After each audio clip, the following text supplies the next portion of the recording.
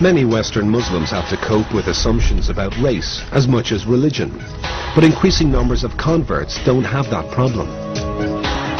Fidelma O'Leary was born in Cork into a devout Catholic family, but followed that well-worn emigrant trail to America almost 20 years ago. I grew up in a household that prayed the Angelus when the church bells rang, prayed the rosary as a family together almost every evening. For Mom and Dad, being Catholic wasn't just about going to Mass on Sundays. Being Catholic was something that happened every day. That's why I think for me, being Muslim and praying 5 times a day, it's easy.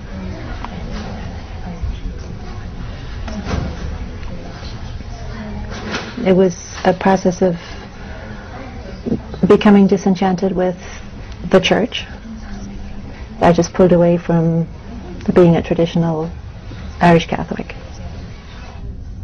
Today, Fidelma lives in the Texas state capital, Austin, and is professor of biology at St. Edward's University. You find someone poking around inside your nostril, right? They're just worried about you. Okay? A college friend of mine gave me a copy of the Quran. I was pretty darn excited to know that there was actually a religion that was what I believed.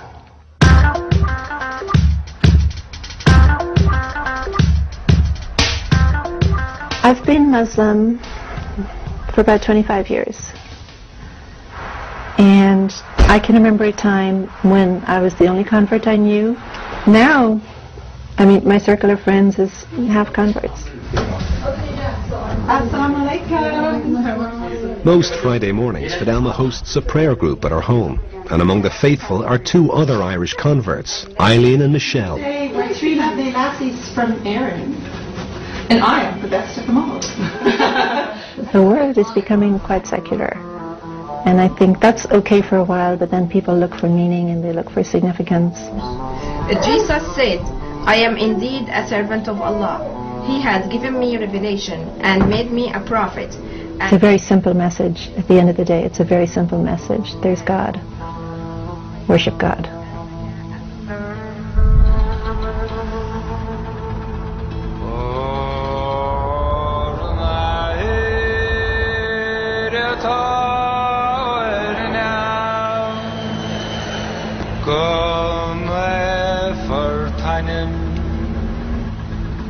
We followed Fidelma and her daughter Sarah back to Cork during the Christmas holidays. The journey would deliver an intimate encounter between a modern Muslim and Catholic tradition. When I first told my family I was Muslim, it was difficult for them to hear. They identified very strongly with being Catholic.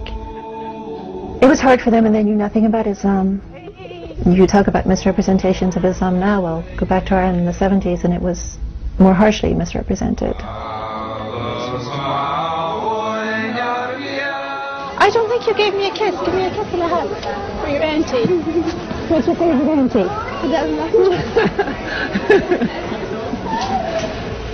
How's everything? Great. Yeah. Great. Great.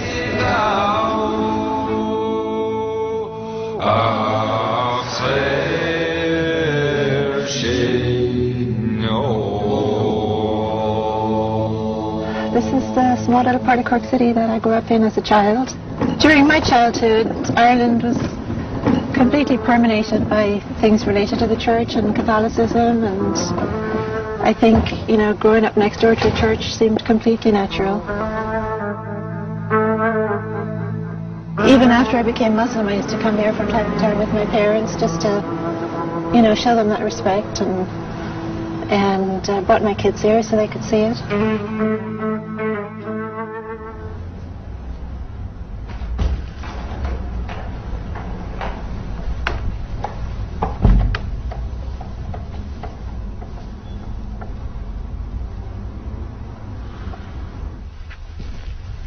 I'm kind of shocked at myself to remember that I used to go and kneel in front of these statues and pray to them. And the thought of kneeling at a statue of some virtuous person who passed away and praying to that person is ludicrous to me.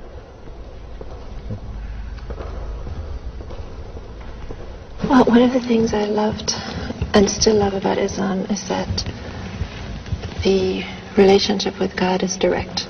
It's me and my Creator.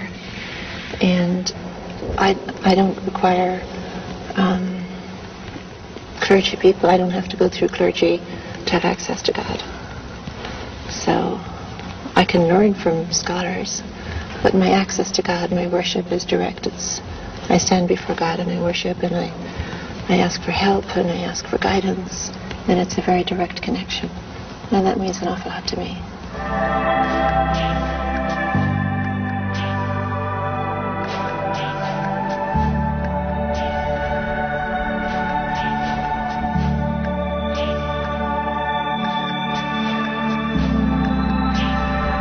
What we have in the Quran is we have hints at the magnificence of God.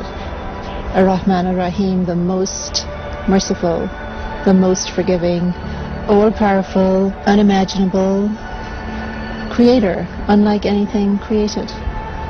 So I think it's a human tendency to always try to imagine that God is like something created that we can see or hear or taste or touch, but the creator is nothing like what was created.